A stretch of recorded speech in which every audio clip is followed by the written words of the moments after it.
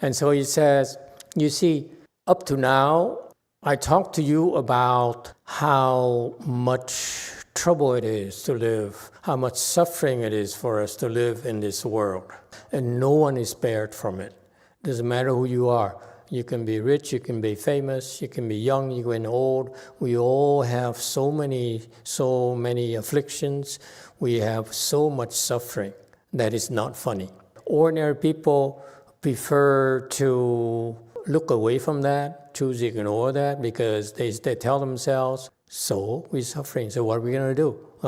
So we, ordinary people, distract themselves from that. They say, okay, I suffer during the week working, and on the weekends or after hours, I go and have fun to compensate for it. This is a typical reaction of all of us. We distract ourselves instead of trying to find a solution. Okay, and that's the nature of entrapment, of slavery. And slavery is that the masters give the slaves enough for them to keep going and not ever consider escaping the state of being a slave. It's breaking the shackles and the fetters, not at all.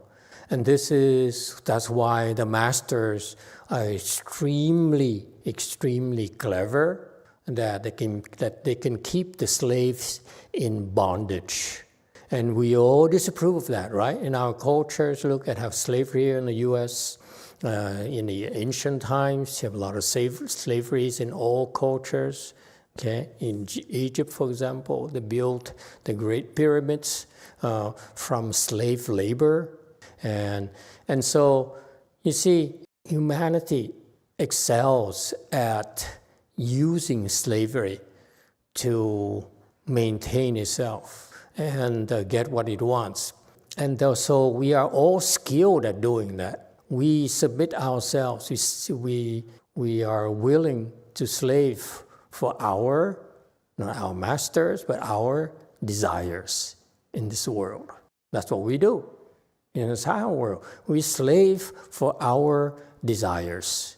So, in other words, when you think about it, we are a lot more clever than our own masters. Because no matter what, we continue to slave until the day we die. Okay, the slaves, they eventually rebel, like in this country, in the South, the slaves eventually rebelled.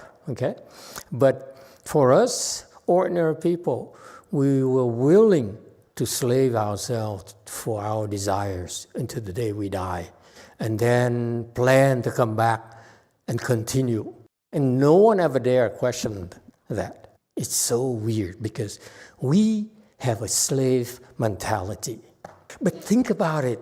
It is so fascinating to me that until I became a monk and learned from Master Yong Hua, I was just too happy to slave for my desires. On the other hand, it's reasonable to slave up to a certain point. You're supposed to slave for your job, slave for your family. To me, those can be justified. But if you do it your entire life, to no end, then is a problem. That's my point. Okay, if you owe your masters, therefore you slave for them to repay your masters, I feel is reasonable. Okay, but to do excessively, then it's not. See, it's so fascinating that we condemn slavery, but we never condemn slaving for our desires. Never, ever. Actually, we glorify it, we glorify the celebrities and the aspirations and the fame and the power, and we all slave for those things, and most of us die disappointed and bitter. In this day and age, most of us have good educations, Okay? And we understand the concept of slavery. We condemn it. We don't condone it. And yet, we condone slaving for our desires. That's what's so fascinating to me, how ignorant the world is. What's so great about slaving for your desires? Think about it. Look at all the people who are old, who are dying. You ask them, what did you do your entire life? Invariably, 99.99999%, infinite number of 0.9s, okay? They always tell you, I slave for my desires. And they say, I had a good life. I'm a slave, but I had a real good life. I'm so proud of it. I was an emperor. I was a loving mother. I'm trying to get you afflicted at yourself. How could you allow yourself to slave, to be willing to slave for nonsense? And people like spend entire lives working hard.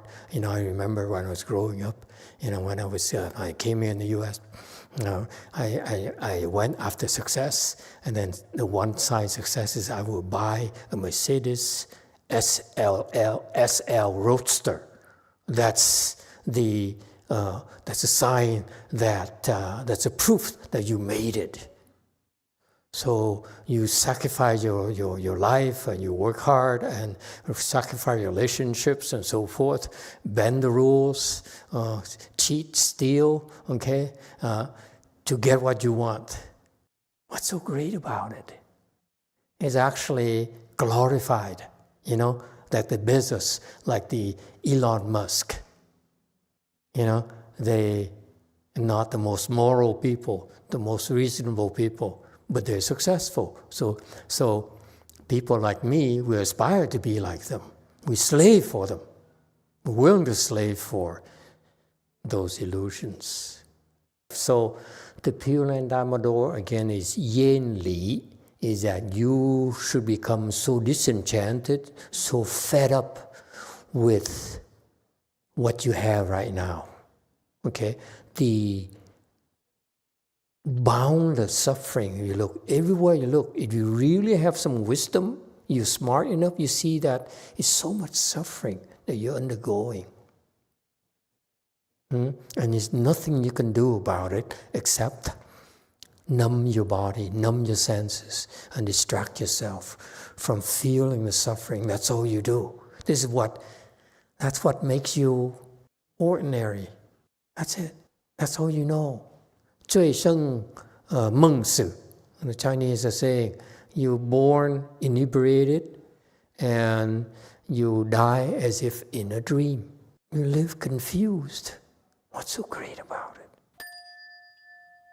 Emituofo, Emituofo, Emituofo, Emituofo, Emituofo, Emituofo, Emituofo.